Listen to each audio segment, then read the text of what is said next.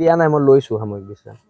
আজি মই chief secretary Rantu পানী ফুকন, আমাৰ সভাপতি হেমন্ত বৰা আৰু অলপ আগতে মই হৰ গগৈৰ লগত লগ হৈছিলোঁ, আমাৰ সাংগঠনিক সচিব।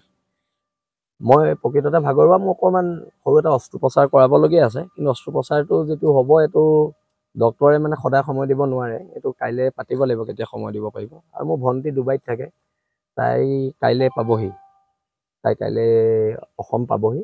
তাইক লৈ অকণমান, তাইক লৈ মাক লৈ বৰমাক লৈ বাইদেউক লৈ মানুহজনীক লৈ অকণমান আমি ফুৰিবলৈ যাম। আৰু সেইকাৰণে অলপ মোক এটা বিশ্ৰামৰ প্ৰয়োজন হৈছিলে। মইতো যোৱা এবছৰৰ পৰা কৈ আছিলোঁ যে মোক এটা বিশ্ৰামৰ প্ৰয়োজনীয়তা আছে। আৰু এইটোক লৈও যে ৰাজনীতি হ'ব ভবা নাই। বীৰ লাচিত কোনোবাই দুভাগ কৰিম বুলি ভাবিছে নেকি? কোনোবাই প্ৰেম পত্ৰ লিখিব আৰু তাৰপিছত বীৰ লাচিত দুভাগ হৈ যাব। আমাৰ মুখ্য সচিবক তয়কে পত্ৰ লিখিব, বীৰ লাচিত দুভাগ তিনিভাগ হৈ যাব। কোনোবাই এনেই ভাবিছে নি বাৰু? এতিয়া শুনক, ৰাজনীতি সদায় মূল্যবোধ হ'ব লাগে। এতিয়া মই কৈ দিব পাৰোঁ এখন চিঠি কোনজন ৰিপৰ্টাৰে ভাইৰেল কৰিছে, কিন্তু তেওঁ মোক ককাইদেউ স্বৰূপ, মই তেওঁক নিজৰ বিশ্বাসত দিছিলোঁ। এইটো একচুৱেলি আমাৰ কেন্দ্ৰীয় সমিতি, আমাৰ গ্ৰুপৰ এইটো এখন ফটো আছিলে, মই তেখেতক বিশ্বাসত দিছিলোঁ এই চিঠিখন। তেওঁলোকে বিশ্বাসবোৰ ভাঙি নিকৃষ্ট ৰাজনীতি কৰিছে, আৰু এই নিকৃষ্ট ৰাজনীতিৰ মাজত শৃংখল চলিহা আৰু ৰন্তু পানী ফুকন, হৰ গগৈ, হেমন্ত বৰা নাই। আমি মূল্যবোধৰ কথা বতৰাত বিশ্বাসী। আৰু বীৰ লাচিত সেনাৰ সত্তাটো কোনোবাই দুভাগ কৰিব পাৰিব নেকি? চৰকাৰী যন্ত্ৰই নোৱাৰিলে কোনোবাই চিঠি লিখি দুভাগ কৰিব পাৰিব নেকি? মই সকলোকে ধন্যবাদ জনাইছোঁ মোক বিশ্ৰাম দিয়াৰ বাবে। আচলতে মইতো অব্যাহতি দিব কৈছিলোঁ, আমাৰতো মুখ্য সচিবে অব্যাহতি লৈছিলে এবাৰ 3 মাহৰ কাৰণে। মই একচুৱেলি তেওঁলোকে মোক অব্যাহতি নিদিলে, কাৰণ এতিয়া সাময়িক পৰিৱেশ পৰিস্থিতি অলপ বেলেগ।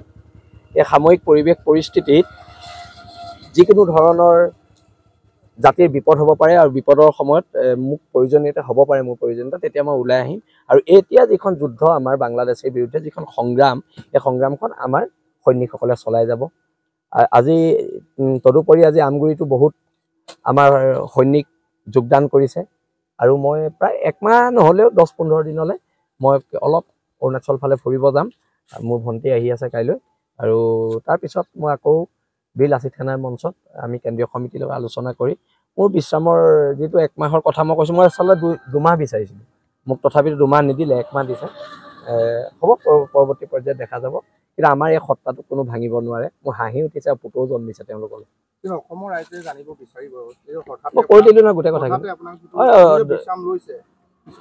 এটা উত্তৰ দিছেতো, সেইটো আপোনালোকে চাই ল'ব, সেইটো উত্তৰ দিছে।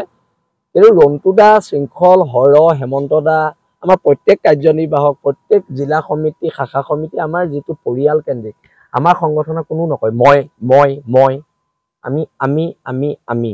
সেই আমাৰ আমিটো কোনো ভাঙিব নোৱাৰে। এই মই কৰি থকাকেইটাহে এদিন ভাং খাই যাব। ধন্যবাদ।